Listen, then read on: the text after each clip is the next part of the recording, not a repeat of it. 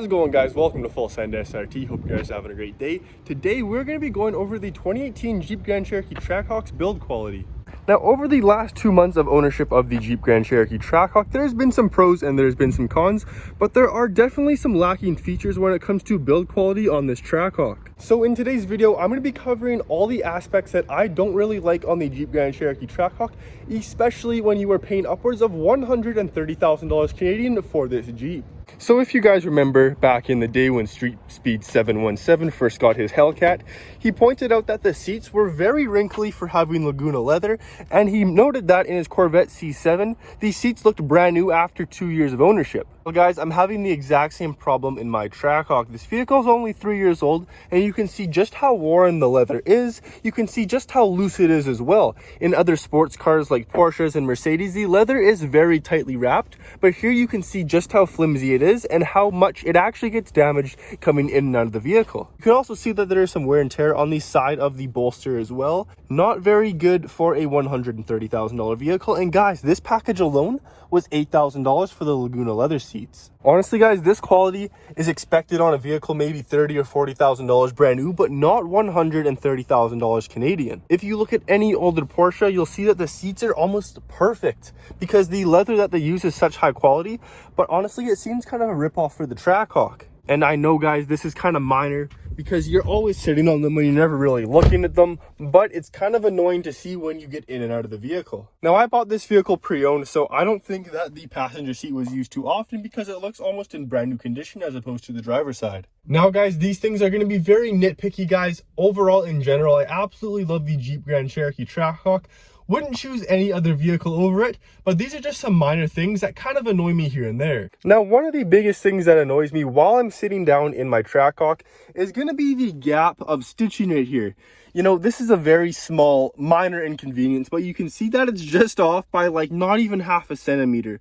But honestly, when you're paying $8,000 for this Laguna leather package, you do get the stitching, but like, don't you think they could just line it up since you're paying so much money? Like on this side, it is perfectly lined up, but they somehow managed to screw it up on the left side.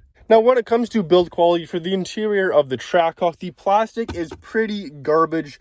This is the plastic that they use on the base model Laredos for about 35 or 40 grand.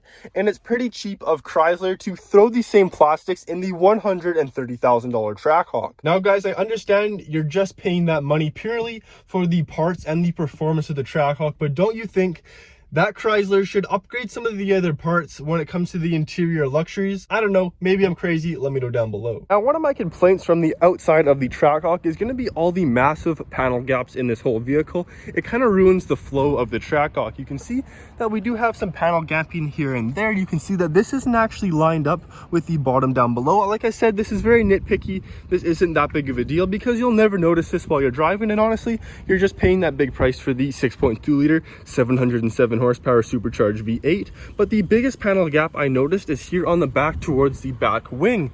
Look how big this gap is. You can stick all your fingers in the back of this panel gap in the Trackhawk. That's pretty bad for the price you pay, in my opinion. Like I said guys, you'll never notice that. You'll actually have to look for that for it to annoy you. That's just some of the build quality when it comes to the Trackhawk. Now guys, you'll notice that a lot of the parts are flimsy, just like the bottom rock guard here. You can see that it moves a little bit there, which isn't the biggest deal like I said before.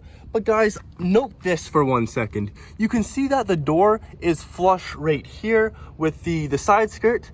Then you look back and you can see that there's a bigger gap right there. The gapping and the design on this vehicle is pretty poor in my opinion for the price you pay. Now guys, all this would be fine if you're paying $40,000, $50,000, $60,000.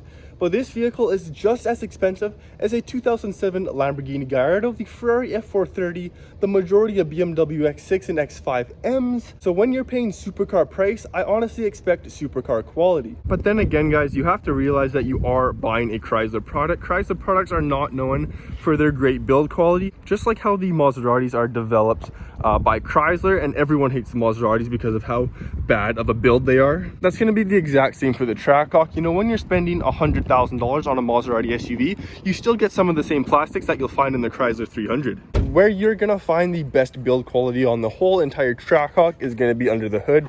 This is where Chrysler really takes their time. It's gonna be on this 6.2 liter supercharged V8, guys, 707 horsepower, 0 to 60 in 3.4 seconds, and a top speed of 190 miles an hour.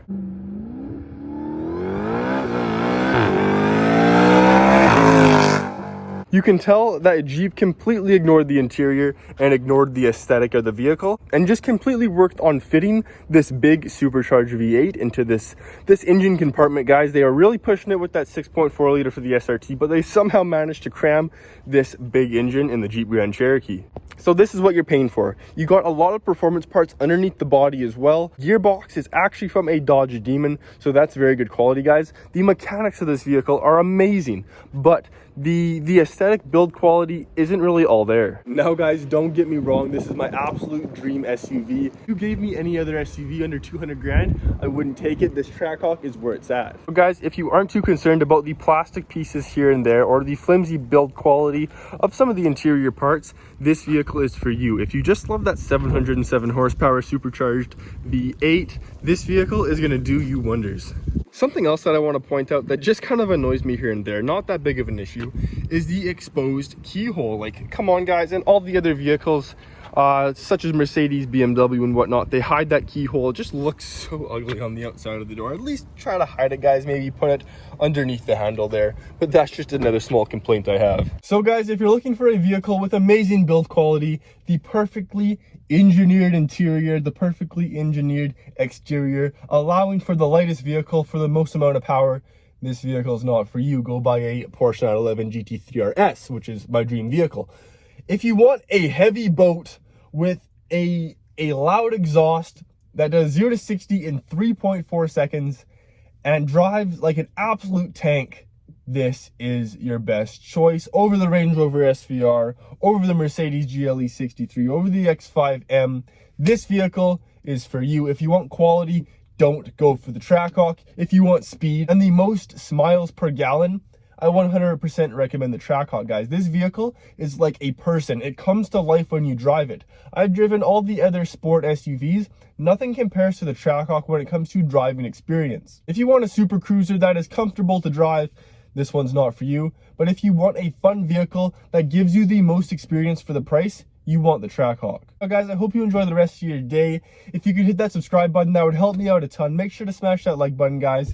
And we'll see you in the next video. Full Send SRT signing off. Peace.